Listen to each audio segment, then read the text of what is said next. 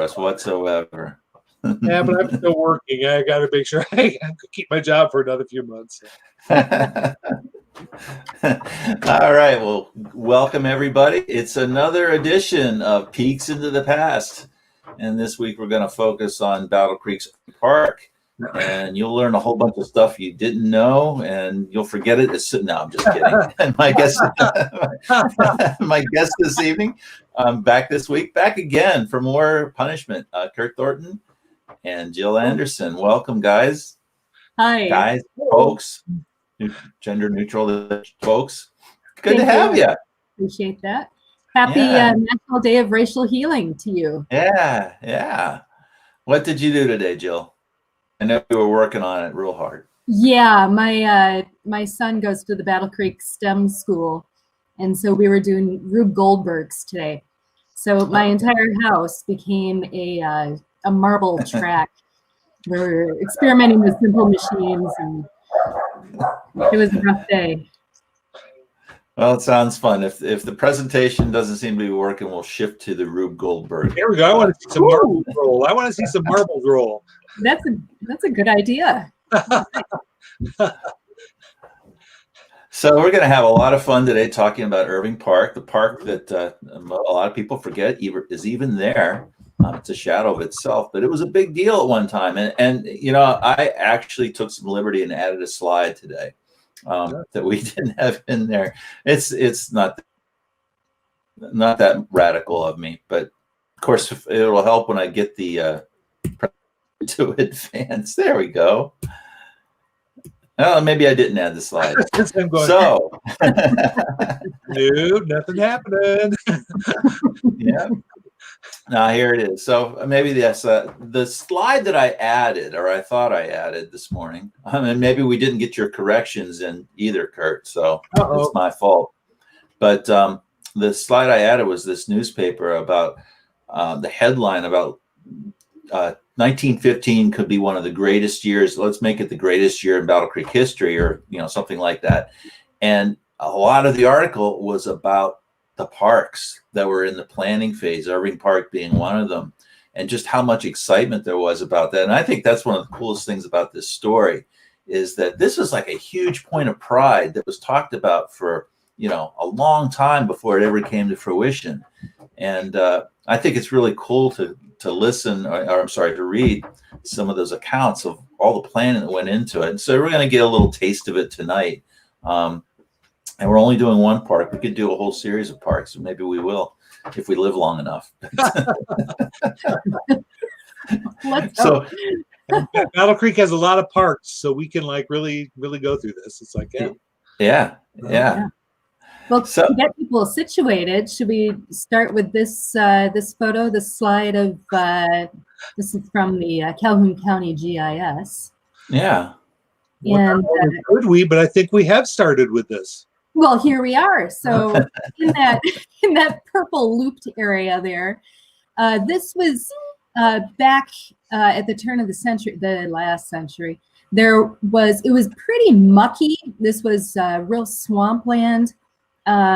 We were looking at a series of spring-fed lakes, and this had kind of become a dumping ground for ash from a lot of these companies that we had, manufacturing and industrial companies around town, and it was just kind of ignored. The slide I had was this newspaper about.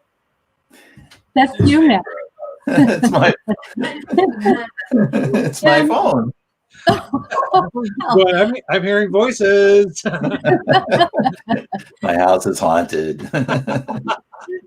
So just to get people sort of situated here, you can see Lila Hospital there on the right, and in the lower left-hand corner is the sanitarium, now the Federal Center. What we call the youth building is now apartments. That's right down at the bottom there. And the old community hospital is now senior housing. The Valentine building is in the center of the park, and that now has a daycare program. So these are sort of, I don't think we use any of these names anymore, but these are sort of the common names for the buildings that are still there. Yeah. So also, we think today of Irving Park as just the area around the two lakes near the Valentine building, but really at one time it extended all the way down to the sanitarium area and where the Battle Creek Central High School fields are, where the football field is almost. So right now there are tennis courts and a baseball field there, but it used to be all of that area and tie into the grounds of the sanitarium. Yeah, it was about 50 or 60 acres, the park was. That's right. That's right. And it took a lot of draining to get it the way it is now. Burnham Brook runs through there. You can see that sort of blue line going down to the south. And now that's all covered over. But it comes out in the Battle Creek River, just sort of near the record box. The Math and Science The Math and Science Center, yes, yes. And the Cool Center across the street used to be called the Burnham Brook Center. Yeah. Exactly, and that's where the name comes from. And it's still there, it's just underground, the Burnham Brook. Yeah. One of the ladies I worked with at the hospital lived on right across from the youth building, and she told about one day going out and getting into her car. It was nighttime. She shut the door of the car and she felt it shaking, and it stopped shaking, so she opened the door and stepped out into water, and her car had fallen into the tunnel where Burnham Brook was. Wow.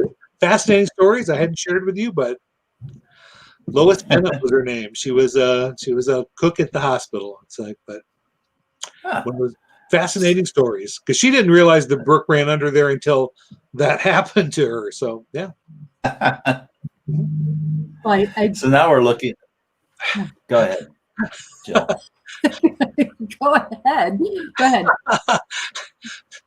So yeah, this is a shot of Irving Park and probably the late 1920s, because it looks like they're building the addition on Lila Hospital, which would have been the second wing. So that would have been 1928 or 29, and it looks like the park is just starting to be developed. Community hospital wasn't there yet in this picture, and it looks like the park was just being roughed in at this point, but because it opened in 24 was when the park was dedicated, but I'm not sure in this picture what was done and what wasn't. But and you can see the youth building, and Jill, in her diligence of research, found out that the large building up in the top of the picture in the very center was an ice house, and I did not know that. It's a large building, but I always wondered what it was, and Jill did that research thing that I try to avoid, and she found that out. That was very cool. You absorb your vast amount of knowledge just through osmosis, right? There you go. Yep. Yeah. I just listened to stories. Yeah. And I would say then, as Mac was asking when we were first talking about this, Emmett Street did not run from Washington down to North Avenue at that time. It was at Washington Street. It was called Aldridge, and Aldridge ended at the east end of Aldridge Street ended at the west end of Irving Park. So it did not run all the way through Irving Park until the late 1950s. They extended it all the way through. Yeah. But, yeah. That's. And building parks was like a really big deal. Obviously, big headline in the paper. Why were people so, and why was this man, and you can tell us about this man, and why people are so interested in building parks in Battle Creek? Well, they wanted to beautify Battle Creek and make it because at that time, Central Park had been built in New York, and that was a huge event back in the late 1800s. And so Battle Creek, this gentleman here, Irving Stone, was the president of the Duplex Printing Company, which made printing presses for newspapers that were, the presses went all over the world. It was a huge industry here in Battle Creek, and he decided that the north end of town had all this swamp area, and he thought, as a point of pride, he would invest the money and make this into a beautiful park. And he hired T. Clifton Shepard, who was a landscape architect, which that was pretty much a new thing back then, to come in and design the park. And he put the brooks all the way through there, dug them out so they flowed nicely as opposed to a big swamp. He put paths, he put rock gardens, there were bridges. It was really a beautiful point of pride and for our city. And also, it was near the sanitarium, which wealthy people from all over the world came here and would go to the sanitarium. And this was just adjacent to the sand property, so people could be at the sand and go walk around and enjoy Irving Park. Yeah. And you'll remember that part of the way that the sand treated people was with sun baths and with Fresh air and exercise. immersing in nature, right? So there were a lot of small parks in Battle Creek, but there was not a great big like strolling park. Yep. And so they had these nice walkways going around, and going over little creeks with, we'll see some pictures of pretty bridges. And it was really a place where people could get their, a good amount of exercise during the day. And we'll remember too that people did not live necessarily real healthy existence because the air quality was not really good. So having a park in a part of town that had better air quality was important too. Yeah. This is the Duplex printing company that Mr. Stone ran. This shot is on the corner of McCamley Street and, whoops, I'm not going to be able to do that. I can't remember what the side street is. Next to, it runs now between the post office and the rink. But this plant ran all the way from McCamley Street all the way over to Washington Street. It wasn't torn down completely until I think the late 1990s. They tore the far end of it down. It was quite a huge facility. Well, and obviously this was a huge facility, and he was quite the quite the industrialist and a friend of President Harding. Yes, he got to know President Harding when they were putting a display of printing presses at the World Columbian Exhibition in Chicago. And at that point, Harding was not the president, but he was an important person, and they became friends. Mr. Stone got to go to the White House and spend time there, and he was personal friends with him. And but back then he rubbed elbows with lots of wealthy and important people around the world. I hear that he pitched to Harding that there should be a European federation. Ooh. So he was thinking ahead of his time. Well, it just kind of speaks to that time in history in Battle Creek. I mean, obviously we had, CW Post, we had the Kellogg's, we had, a lot of people with national notoriety. And we're going to move because I know people see the park. But there was actually three. Oh, and that's his home that still stands. Yeah, that's his house. It's now on Capitol Avenue. It was called Maple Street then, but it told how long it took to build it, and he had to have a person that did specialize in woodwork came in and designed the staircases. And the Mrs. Stone loved children, and she had a special area built between the dining room and the living room where they could set up a stage, and the neighborhood kids could come in and they could do plays and programs there. Wow. And as we'll see in a few pictures, when Mrs. Stone died, Mr. Stone built the YWCA, which is now the Miller Stone building, that's across the street from Willard Library. He did that as a tribute to his wife who had passed away. Wow. Yeah, we do have that photo. You did share this article from the, I assume the Enquirer. Yes. About the woodwork that was in the house. So I found another funny thing. His daughter-in-law actually was the first woman to get a driver's license in Michigan too. So wow.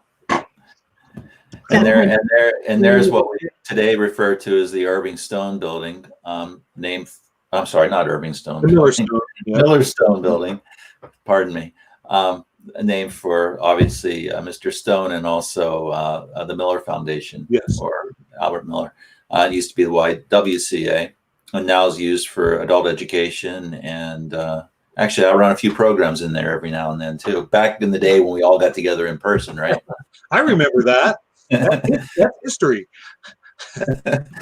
But yeah, so getting into the park, there was actually the Stone parcel was 15 acres of the middle of it. It kind of like put it all together, but there was, and correct me if I'm wrong, but the Howard property and Merritt property, and the Merritt property was owned by the sanitarium at the time. Okay. So it was quite a, it was years in the making. Yeah. I mean, they started writing about this in the paper in 1910, but I don't think the work actually got going until the 20s. Is that right, Kurt?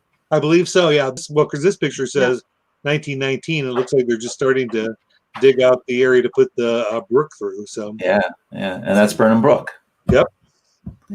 And Stone's property at that time was valued, when he gave it to them in 1911, he gave it to the city, and it was valued at $15,000. Wow. So that was a pretty substantial gift. Yeah. And I was trying to explain to people that this was the north end of Battle Creek. There was like farm fields north of here. It's like, and we were talking about the other day, Lila Hospital was on the very edge of the city. It's people think of it now, it's like, it's in town, but no, this was the outskirts of the town. And even when Mr. Stone was talking about building his house, the one on Capitol Avenue, he was nervous about building it there because it was so far outside of the cosmopolitan area. He wondered if he built the house too far out, and like now it's just part of the city. Yeah, probably worried he couldn't get internet there.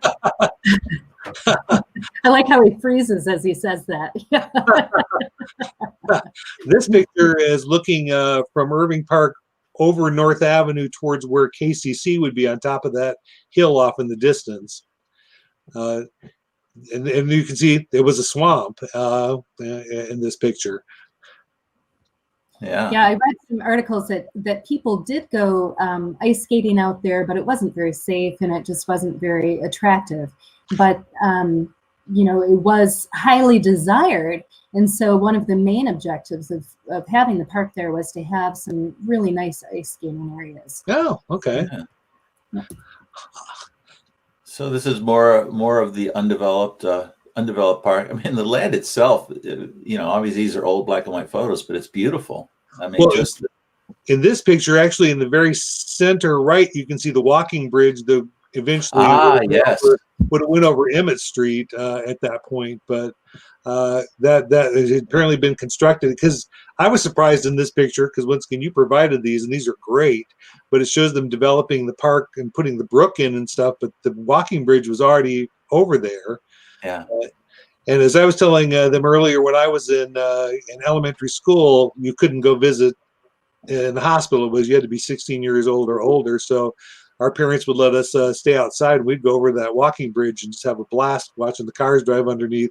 But it was a single lane road at that point, so cars had to stop and wait to let each group go through. It's just funny to see. That's Emmett Street. Yep. That's Emmett Street as it was. Uh-huh. So let's go on here. Did that just back? No, it's a different photo. And This would be to the left of that last picture. This is looking once again off towards where KCC would be, way off in the distance. And it looks like they're digging the brook in these pictures. They're sort of digging the ground out to develop where the brook is going to go. Yeah, it's interesting. I found some information about actually draining the area, and they were paid 19 cents per cubic yard of muck. So it was interesting to. It took a long time to get it all filled in. Yeah, I'll bet. Yeah. Because I said it's all marsh and swamp, and it's like now even in these pictures you can obviously see it's becoming solid ground. Mm-hmm. Yeah. And this says from the vicinity of Irving Park Drive. You really get an idea of the scale of the work. I mean, how much manual labor, and we have some other photos with some horse teams and others there. Anything else you want to point out in this frame, Kurt? No, I don't think so. No. Okay. And here you can really see the work getting underway, and we think that's North Avenue right over there, right? Yep. It would be before they built Lila Hospital. Would have been probably off in the distance. Would have been where Lila was. Yeah. Yeah, these are great pictures. The library has some wonderful, wonderful photographs. And adding all the time. I have more to add than I have time to add, but we have tons of them. So Lila And- Hospital in this picture is off to the right. Yep. Then the blue arrow is pointing to what I found today to be an ice house, and the green arrow is pointing to sort of the park maintenance headquarters, I guess. And there's some greenhouses there, and a historic log cabin was moved there as well. So that was there for quite some time. Oh, I didn't know there was a historic log cabin there. That's cool. Huh? Yeah. Because I was telling you folks last week that the Irving Park building that was there, the brick building, Mom always told the story that the bricks from that building were taken from Battle Creek streets. Those weren't particularly building bricks; they were street bricks, which is why they were so large. When you look at pictures of it, but they were recycling back then, and I thought that was a thrifty way of like building a building. Yeah. So we got a question here. I'm going to put it up and encourage our audience, please file questions. The cover of the Brook, Kurt, that happened well after the park was. Yeah, that would have been in the late 1950s, early 1960s when the CW Post Field was built, because the brook was still running down there. I remember being able to see the brook running underneath Garfield Street when I was a kid. And they came and covered it all up so they could put the athletic field for Central there. And so that was why they ended up covering the brook down there. But and also up by Community Hospital, because they wanted to use the area out in front of community for parking. So they put the brook underground there. When I was a kid, you still could see it running for all the way to Emmett Street, and it ran as a brick all the way to Garfield until they decided to put it underground. It's one of those things where they thought they needed more space for parking. So yeah.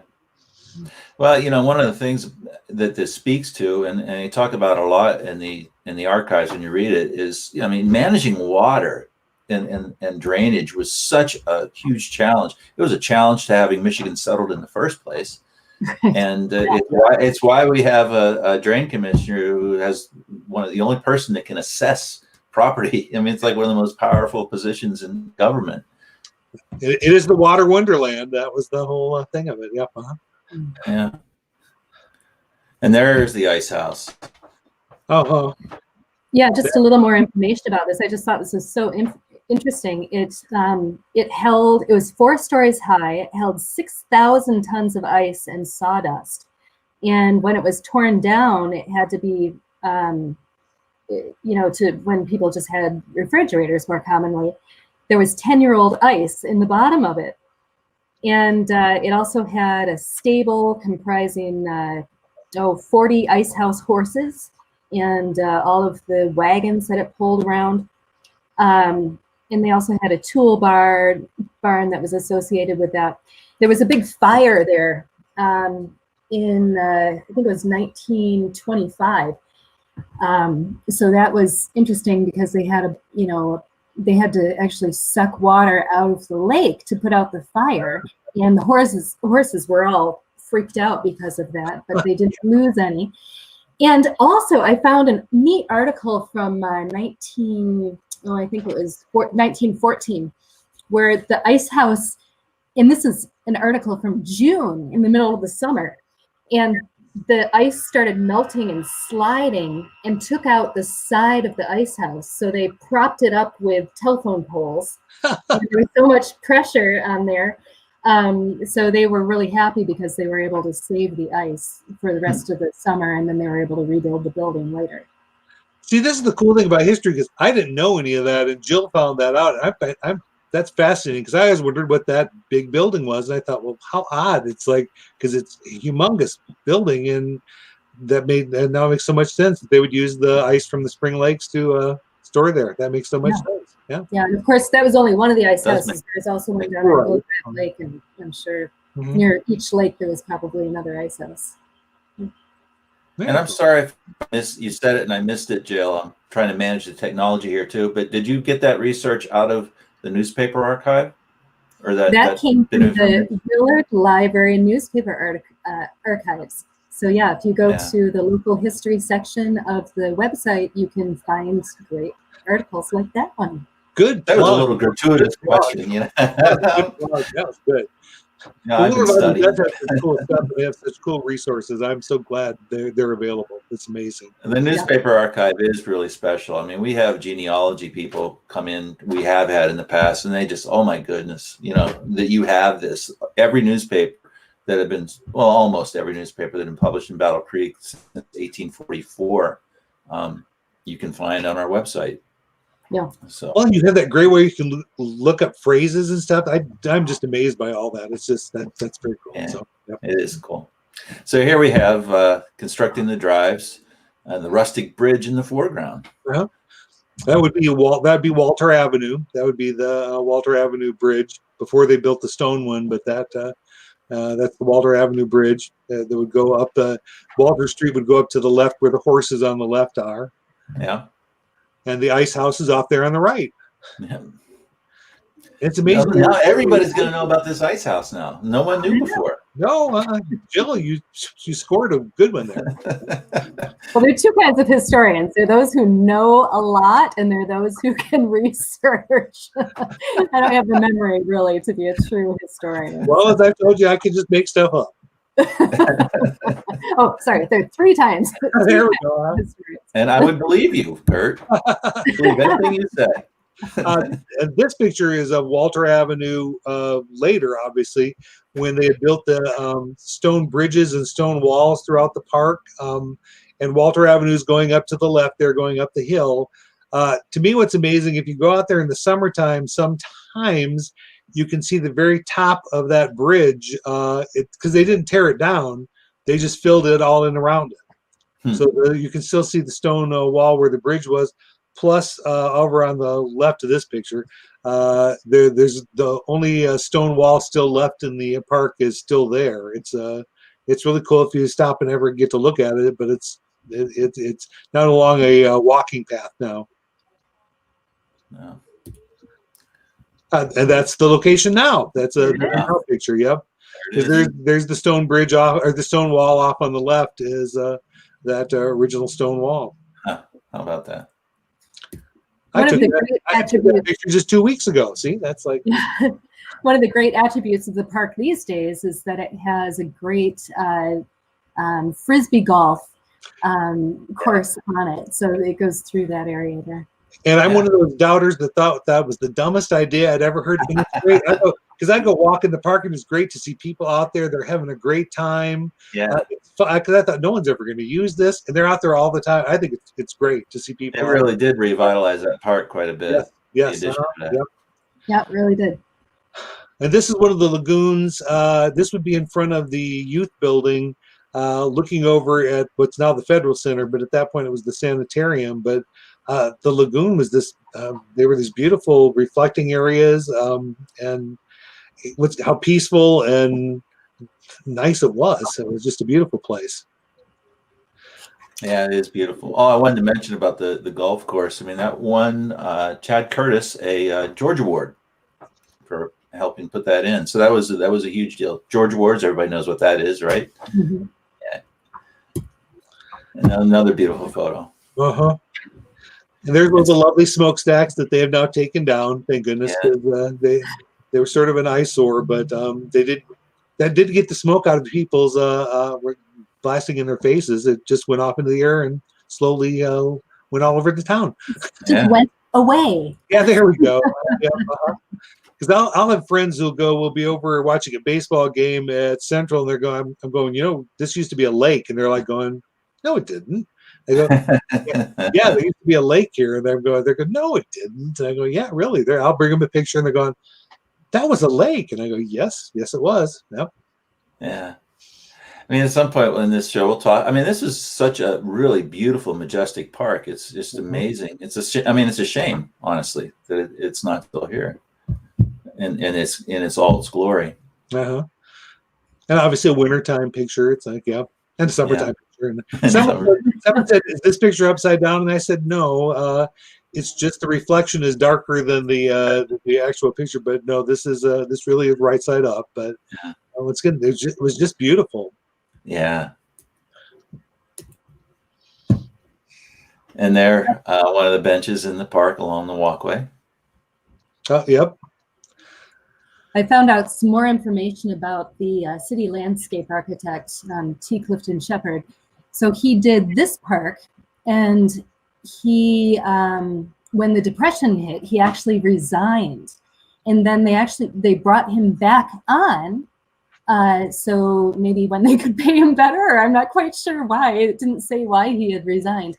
But he did also design the Lila Arboretum, Willard Park, and Country Club Hills. Oh, I didn't know he did Willard Park. That's great. Okay. Yeah. So we need, JR made a comment earlier, but we need another historical tidbit. I can't believe that neither one of you brought this up. I didn't know this. This is news to me. Irving Park. Oh, the alien went elsewhere to wreak havoc. Well, thank goodness. Yeah. I hope he went to Kalamazoo. I hope he went over to Kalamazoo to wreak havoc. Well, I think a lot of havoc has been wreaked in Irving Park, but it's good to know that they took it elsewhere with the alien. Jill, you talked about going up and cleaning up the area of the park up the hill there. And I know I walked up to see some of these areas where obviously the bench is no longer there anymore, but some of these beautiful rock gardens are still up there, and they're overgrown a bit, but they're still all there. They're hidden, but they're there. And Kathy Antea led a bunch of, I think we called ourselves the League of Nerdy Do-Gooders this summer. So for the Clean the Kazoo. What's that event called? A bunch of over there. It wasn't the canoeing, but it was the picking up of the park. Yeah, So the cleanup one, yeah. Uh-huh. Yeah. So we did go to, I'm not quite sure it was this, I think it was a different hillside, but it was similar to this. And we uncovered this beautiful, I think I've got a picture of it. This beautiful staircase. There we are working. Yep. There's Derek Freeman, who ran for city commission, and JR, you might be in this one. Sue Anderson, Kathy Antea, Mary Bourgeois, a bunch of do-gooders in there. Nerdy do-gooders. Nerdy do-gooders. Yep. Crazy for the Kazoo 2020. There you are. There we go. That's what it was. So they had these rock gardens all over, actually all the way down to the youth building. And I'll bet there's some more back in the woods there that we could still uncover. And it's interesting too, because when we were there kind of digging around and uncovering things, I was thinking, ooh, I wonder if we're going to run into any American Indian artifacts. But in my research, I found out that actually pretty much the whole entire place was covered from 4 to 10 feet of fill. So there's really nothing, no raw ground left there. So this is, all these stones were brought in and arranged by hand. And this is one of the pictures from my mom. She would buy scrapbooks from people, and this is a scrapbook where this lady happened to have her picture taken in Irving Park. It's like, yeah, it's classic. Another question. I'm not sure, that stairway in Bridge Park? No, not in Bridge Park. No, this is all in Irving Park in Battle Creek down near the hospitals. Right.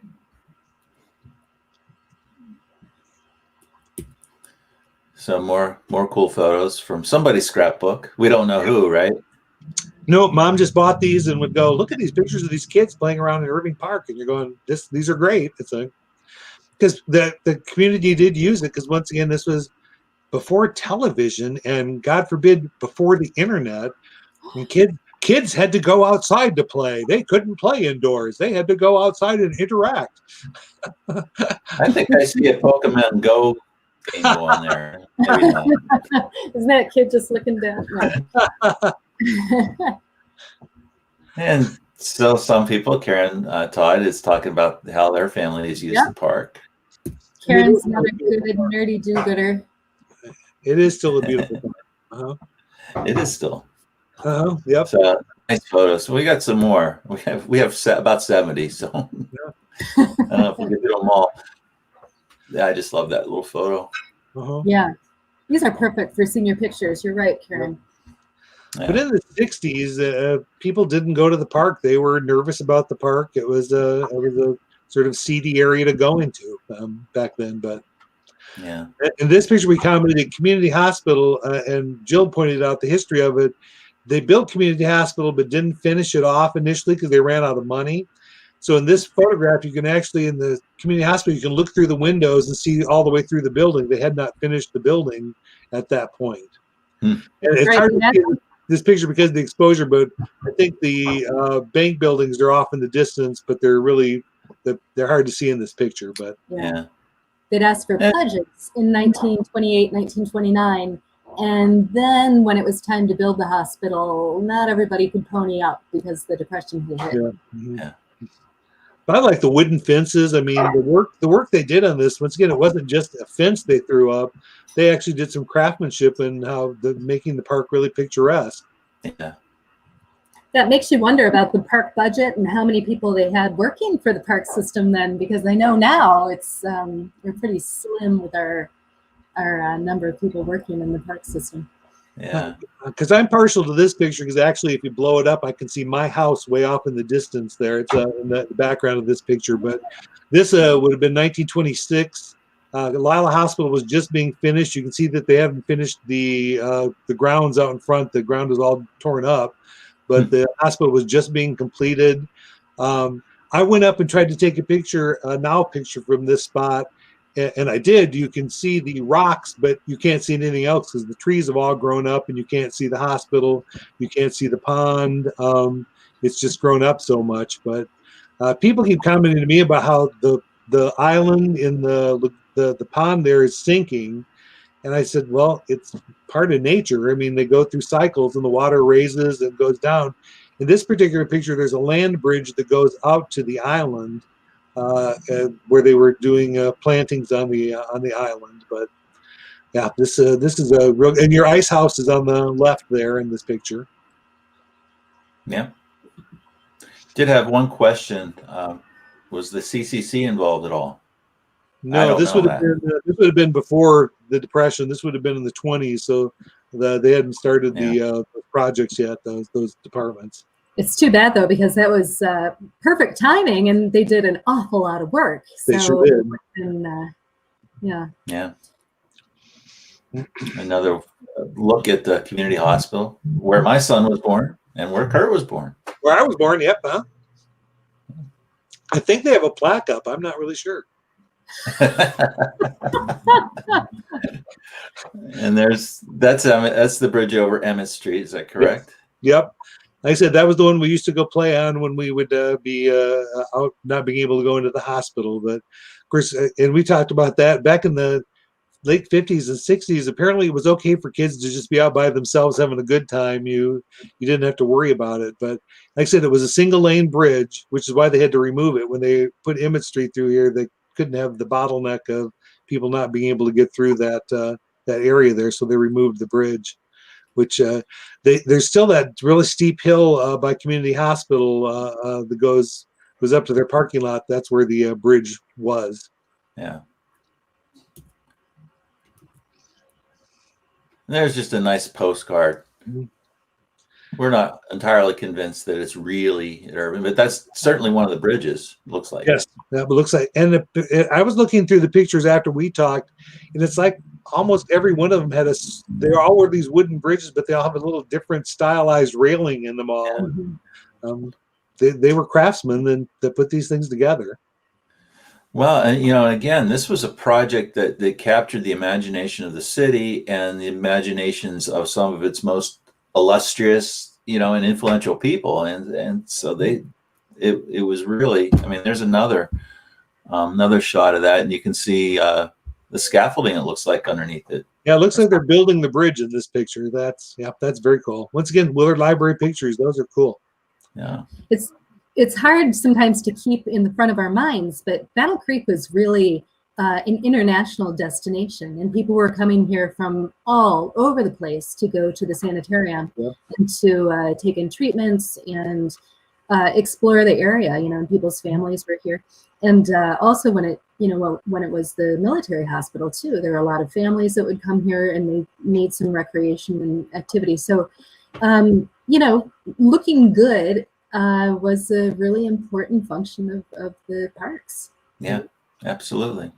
I need to make sure that I give credit where it's due. We do have a lot of photos in the library's collection, but I think some of these that were mounted, like this one, I actually went to the Historical Society archives over there on Manchester, and scanned some of those. So they will be added to our collection as soon as I get around to it. Well, they've already been added to my collection, which is the important part of that. There you go. Another nice photo, probably from one of your mom's scrapbooks, maybe. I think this must have been one of yours. This is one of your. Okay. Yeah. And you're right. The Historical Society has a wonderful archive of stuff. Mary Butler, who passed away recently, she worked for years and years with a whole group of volunteers that have done a great job organizing it all, because it used to just be boxes and boxes and boxes of stuff. And it's great to have all that stuff, but if you can't find anything, it makes it really hard to use. So, but they have done a great job cataloging this stuff and getting it all in order for all of our enjoyment. But yeah, this is great. Yeah, the volunteers are over there working Tuesdays and Thursday afternoons, faithfully, taking care of this stuff. Wow, could Mac be on the board? Mac is. We'll do another plug there. I consider myself a junior member, but I'm learning a lot. Thank you for volunteering for that. That's what's good. That's really important to have people who are interested and involved. I think that's great. Yeah, well, we just have such tremendous assets in our community, and they need to be cared for, but they also need to be seen. We need to be, this is just really cool stuff, and we'll get more. Yeah. So another shot. Is that's not Emmett, is it, or is it? Yeah, that's still the Emmett Street Bridge. Okay. That would still be it. Yep. From this angle, it just looks wider. Is all. Wide angle lenses. You can do all kinds of stuff with that. Can't trust the photographers. Oh. Because actually, in this picture, there's the little walking bridge in front of us, but above it, off in the distance, is the walking bridge, and then way off in the distance, which is hard to see in the trees, is Lila Hospital. It's way off in the distance. I spend all my time looking at these pictures, so it's like I know all this stuff. It's very, very cool. It's very cool. Well, thank you for joining us. Yeah. All right, see what's next here. Oh, another shot of the pond, and you can see the towers in the background. There's the walking bridge off in the distance, and beyond that is Garfield Street. The Garfield Street Bridge is the cement bridge off in the distance. Okay. I know when they were redoing the football fields and all the athletic fields at Central, I went to them and said, "You realize that bridge is still there. They just filled in underneath it and left the road. They never did anything to it." And they said, "Oh, well, thank you very much. When we're tearing that up, we won't be surprised when we move that, and all of a sudden there'll be a big hollow space underneath the road." So,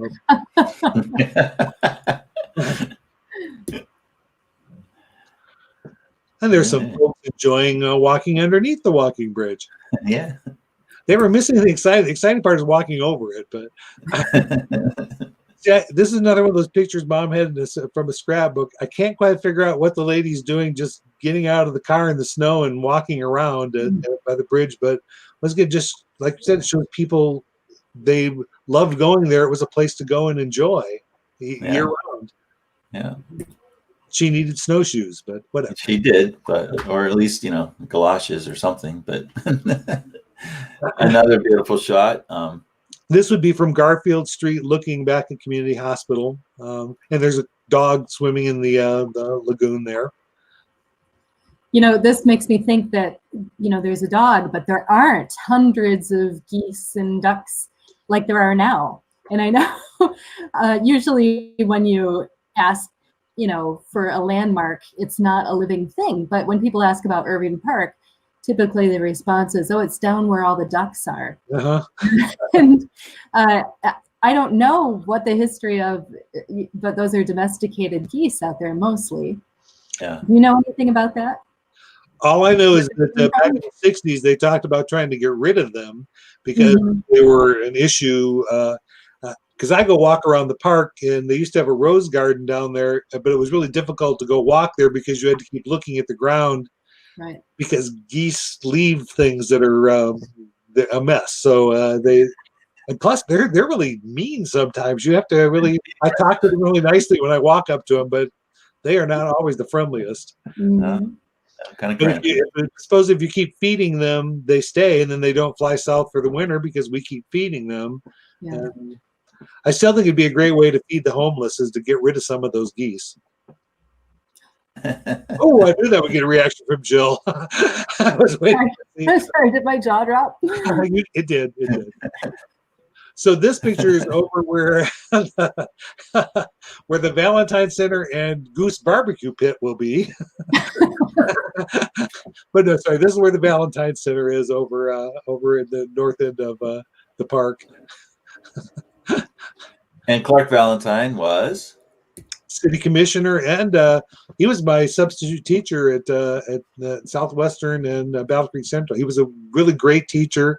He was really active in the city. He was a city commissioner that was really great with the people. He really was a really great guy. He was vice was he mayor. our at one first? point. Was he our first African American commissioner? I believe so. I believe you're right. And once again, just a great guy. He was just really so nice and so smart, and he was great with the kids. He was a good guy. Yeah. This is the supposedly I don't know how it's officially listed, but it's supposed to be the oldest tree in Battle Creek. And at the time, it was like it's about 400 years old. They figure they did what is it called? They do a core boring. Or I don't know if yeah, something like that. they did a. Jill's laughing at me. It's like No, core boring. okay, whatever. Right. It's a thing.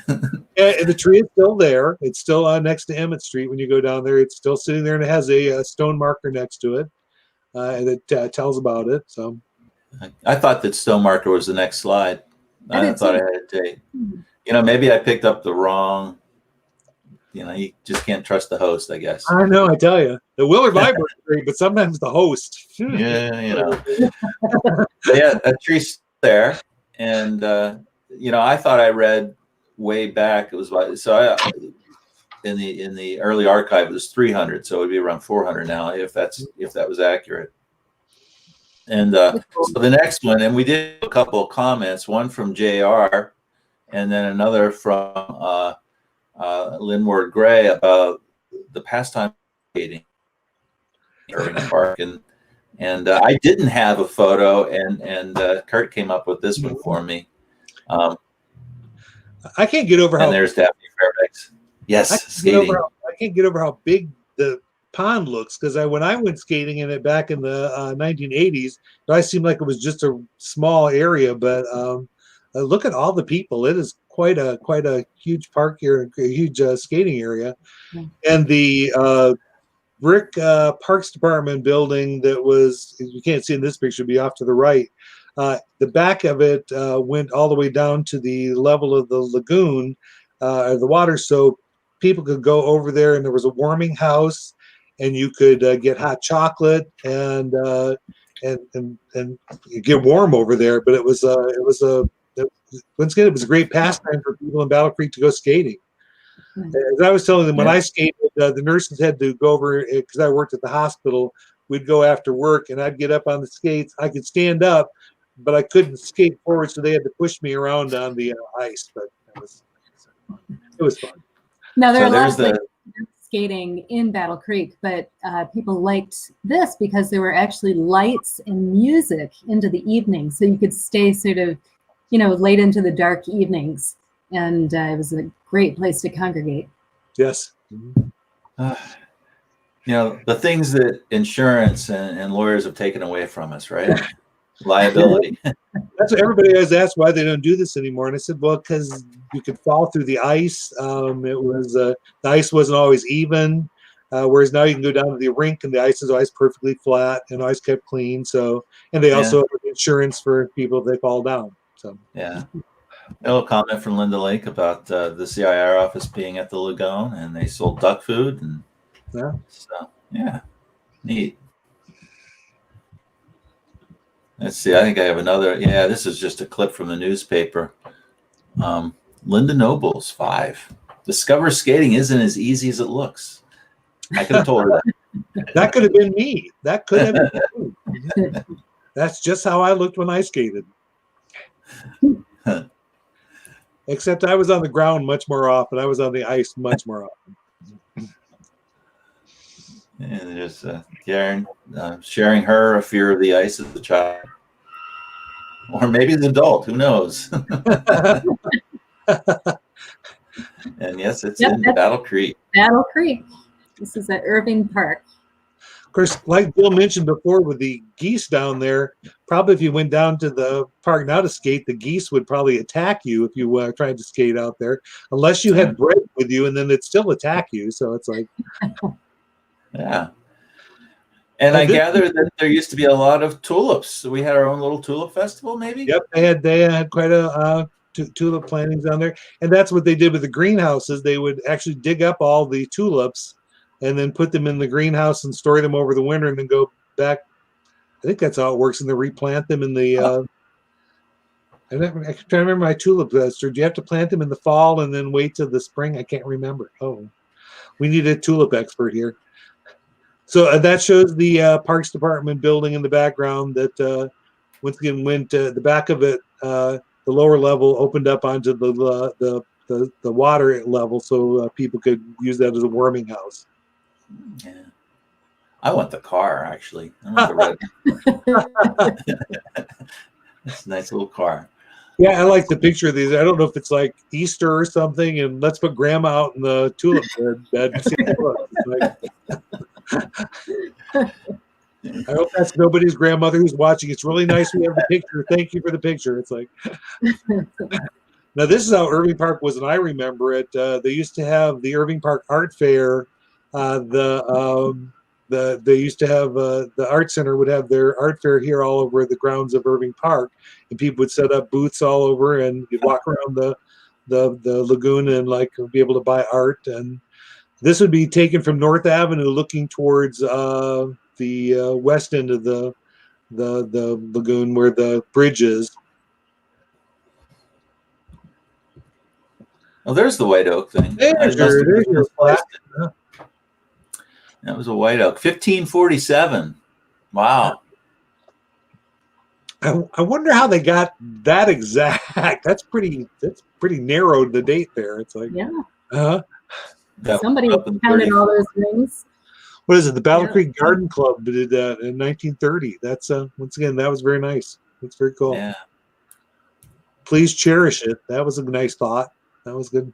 And there it is. So it was next to it. It was just next to a different one. Okay. Gotcha. Yep.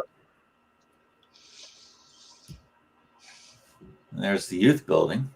This is showing the lagoon out in front of the youth building. This would be taken from Brook Street looking back towards the youth building. As far as I understand it, the rocks in the foreground were like a wall that held the lagoon in, but the water would just sort of seep over the top of it as opposed to a stream. It would just sort of soak over the top as opposed to a running stream, because Burnham Brook doesn't really flow really fast, but it does flow continuously. Yeah. But yeah, that's a baseball diamond now. Yeah. That's one of the most beautiful pictures in this collection, I think. Yeah, this is from North Avenue looking west towards the Walter Street Bridge. So it was once again, it was just a beautiful place. Yeah, and not a single goose in the frame, I might add. Or goose poop. Yeah. Oh, another smokestack. And yeah, the same smokestack. That's how they did buildings back then. They burned. They had coal stoves. That's the sanitarium off in the distance, but that's before they built the tower section of the sanitarium, which is the Federal Center. But that building is still back there. It's still the lower section of the Federal Center. And the smokestack's gone, but I think the power plant building is still there. This would be once again looking. This would be looking west. I don't. This might be from the front of about where the youth building was, but at this point, the youth building wouldn't have been built yet. This would probably be the location where the youth building was. I see. Yeah. Then we're coming up to some more contemporary things. Takasaki Park. This is the artist rendering. You remember it better than I do, Kurt or Jill. Yeah, Jill, go for it. It's here. It's a beautiful park, even though it's been sometimes it's mistreated. But if you go over there in the summertime, it's really a beautiful little park. The little pavilion is really a lovely little building. It's really very nice. Once again, it's another one of those Battle Creek things I don't think people come and look at very often, but it is a beautiful asset to the park. Yeah. So Battle Creek has had this wonderful, long-standing sisterhood with Takasaki, Japan. And I know my parents have been there, and lots of other folks in Battle Creek have gone over with the Sister City Exchange. Our nephew got to go. Yeah, wow. Yeah. It's been, there are a lot of people. It's neat. And of course, we play host to so many Japanese companies here out at the park. We really do have a strong relationship. I remember at Lakeview, they were teaching Japanese when I was in school, way back when. I don't know if they still do that or not. Oh, Miller Library has a Japanese collection, both downtown and the branch. Another plug. That wasn't as subtle as the last one, but that was good. That was good. It's almost 8 o'clock. We got to get these plugs in. Well, that Mayor Schwartz is in that picture. Joe Schwartz is helping plant the tree. Yeah. And there he is with Greg Moore. Yep. I didn't believe you. I had to look at the picture later on and blow it up and go, yes, that is Greg Moore. It's like, yeah. I worked with him at the hospital. Oh, I wanted to. This might have been the last. It had to be the last photo. Right? Yes. Yeah, yep. There in the background. Yep, John got in the lower right-hand corner. Lower right, yeah. There it is. Mac, you're doing good on the slides. You're doing good on the slides. Good job. Good job. Thanks. My fingers are getting kind of tired, but that's so. And actually, these are folks who are visiting Takasaki, right? Well, no, both. Well, yeah, right. Actually, no, they're all here. They're all here. Never mind. Well, the one map isn't really here, but we won't go there now. Okay. Okay. And there, tell us this story. Jill, you go with this one. You did more research on him than I did. Oh, I've done a lot of research, and it's kind of hard to cut it down into a concise little story. I think I could do a whole hour on this statue here. So there was a politician in about 1910 who decided that we needed to have a statue to celebrate Sans McCamley. Sans McCamley was, basically the founder of the town. And the idea was that we wanted to celebrate his friendship with, in quotes, the Indians. So that a statue was picked out. This one came out of a catalog, and it turns out there are, this statue is all over the place.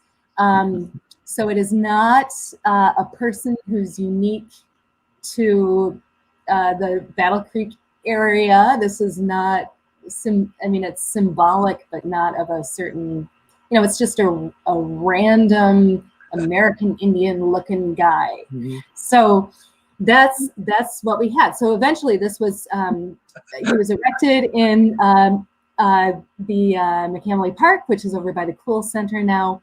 And he had a little, nice. Little fence. There was a little pond with goldfish in it. He originally had like a spear, bow and arrow, something like that.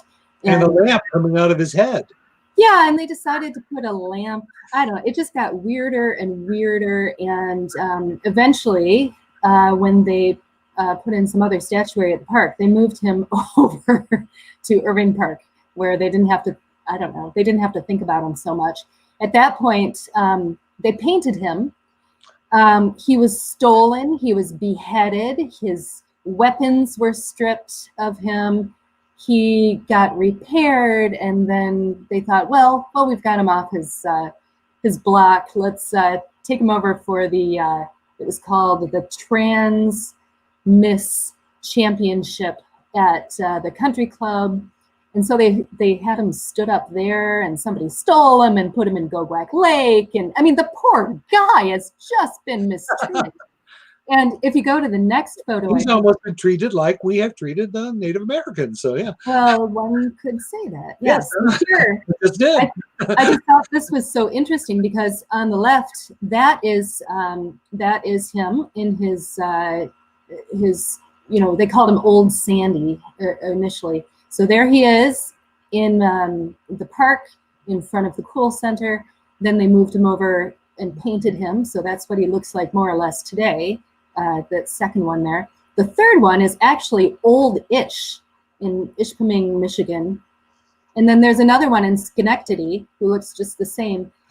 And then there's even one in Peru.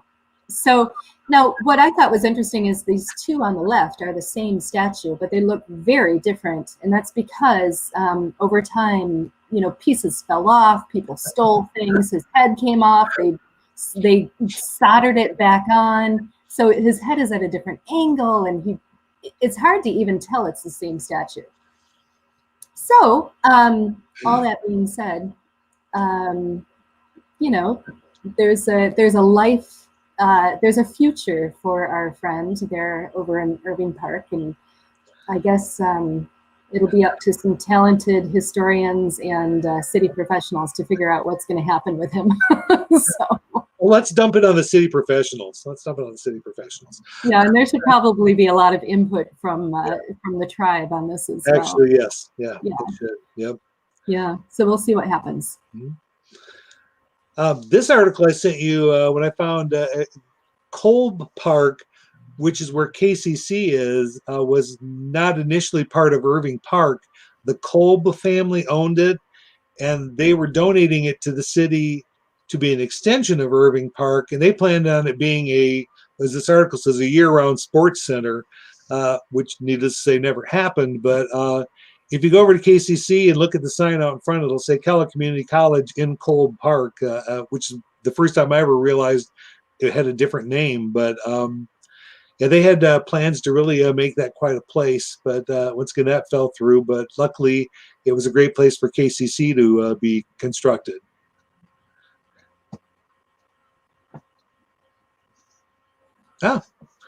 And this picture is, I think, from the 1950s. This is looking southwest over the city. Spring Lake is in the left-hand sort of center of the picture. Roosevelt Avenue is running diagonally across from the bottom corner left up towards the right. And this one I just thought was cool because it shows how undeveloped the area was where KCC is, and the Calhoun County Youth. It used to be the vocational center. I can't remember what it's called now. Would have been in the foreground, and how much development they've done of that area. Yeah, it's always to look at this area before it was developed. Because once today. There we go. That's the stone wall that's still in the park. Yeah. So this is quite a treat. Thank you for your research, and I learned stuff tonight that we didn't know when we were planning this. Thank you, Jill, for your extra research. Thank you so much. I'm really that's really great. Yeah. Now I can pretend that I always knew that. Oh yeah, that was the ice house. You probably did know it, you just forgot it, Kurt. No, I've learned to absorb it and just make it my own. It's like, yeah. So I just. Oh, that's cool. Yeah, this is cool. And I was just going to give a little tease about what we're going to work on for February. And it's, there it is, the Michigan Central Railroad Station. And you can see it there. And I'm not really sure what the event is that drew all those folks there, but I just thought it was a cool photo. So I thought I'd throw it up. Mm-hmm. And that is scheduled for February 15th. Is that right? I'm asking you. I think It's the 14th Valentine's Day is a Sunday, so yes, it must be the 15th. 14th, 15th. Yes, although I was told today that's President's Day and the library is closed. So I'll get back to you on that stuff. But but it's going to be either that Monday or the very following day. We had it today. This is a Monday show, but we're holding it on a Tuesday because yesterday was a holiday. So looking forward to that. And So is Ross going to be able to talk?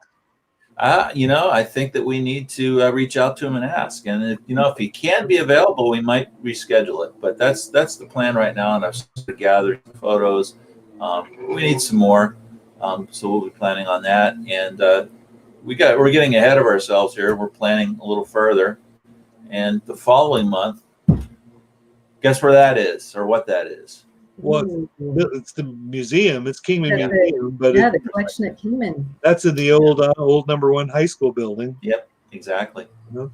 And so we're going to take and it's actually really appropriate because King Museum is under their future's a little uncertain right now. They're out of their building and they're storing their stuff, but trying to figure out what's next. So good time to look back and actually appreciate what we have. So looking forward to that. And then following that, I don't have another picture, but look at the Shepherd House. And I'm going to see if we can get Cool. the fellow working on the rehabilitation of that. So lots of great history. And they're doing a great job on it. That's amazing. Yeah, Hans and Alicia. Yeah. So just a couple of other things before you all go. One, if anybody ever wanted to catch, if you walked in on this late, you can watch all of the videos that we put up and all of our programming at this on YouTube. You could just go to YouTube and search for Willard Library. But if you want an address, there's a tiny URL that I'll leave up there for a minute or two. And always you can reach out to us. But thank you, Jill and Kurt. This was a lot of fun as always. Thank you, Mac. Thank you, Jill. Thanks. Yeah. Yeah. You guys do a great job. You guys do a great job. You made me look like I know what I'm talking about. So thank you. Thank you. Kurt. All right, everybody. Good night. And then next week we will have a Stories at Sundown episode, and my guest is going to be Jeremy Andrews. Oh, if he cool. shows. Ooh, If he shows. And the book we both read in preparation. Oh, he read it a long time ago, but I read it in preparation on the road. Jack Kerouac. So my favorites. You like that? Okay. No, I didn't think I would, but I loved it. So, yeah, check us out next week. So, Jill and Kurt, stay on, and I'm going to sign off. Good night, everybody. Stay safe and have a great week. Okay.